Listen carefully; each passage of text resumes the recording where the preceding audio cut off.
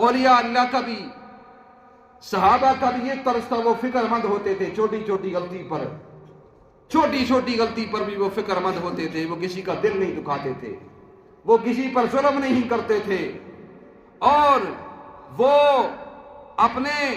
رب کی عبادت اور بندگی کیا کرتے تھے۔ اللہ کے رسول کے لیے ساری کائنات کو اللہ نے بنایا، لیکن نبی کو دیکھیے مصلی پر رو رہے ہیں، دعائیں مانگ رہے ہیں۔ اللہ خود بھی فرماتے ہیں اذا جاء نصر اللہ والفتح ورأيت الناس يدخلون في دين الله افواجا فسبح بحمد ربك واستغفر، اے پیغمبر استغفار کیجئے، انه كان توابا، آپ کا معاف کرنے والا۔ اب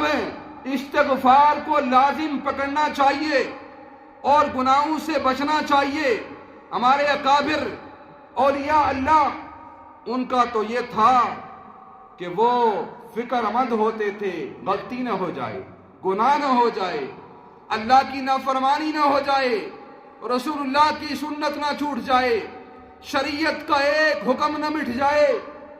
ہم ہیں، گناہ کرتے ہیں، کوئی ندامت نہیں، کوئی افسوس نہیں ہے، کوئی دل میں جلن نہیں ہے، کوئی تکلیف نہیں ہے۔ ہوتا کیا ہے،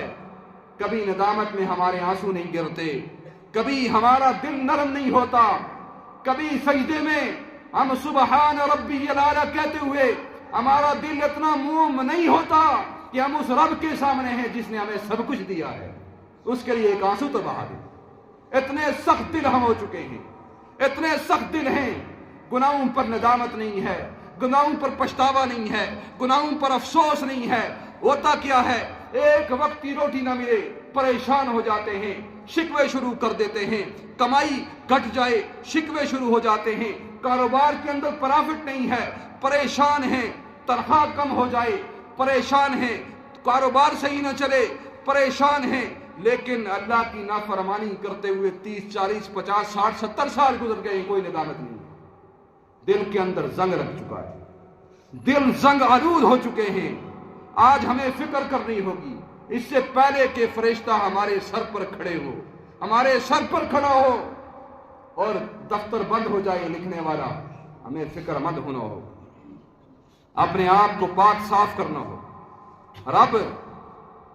معافی کے بہانے تلاش کرو۔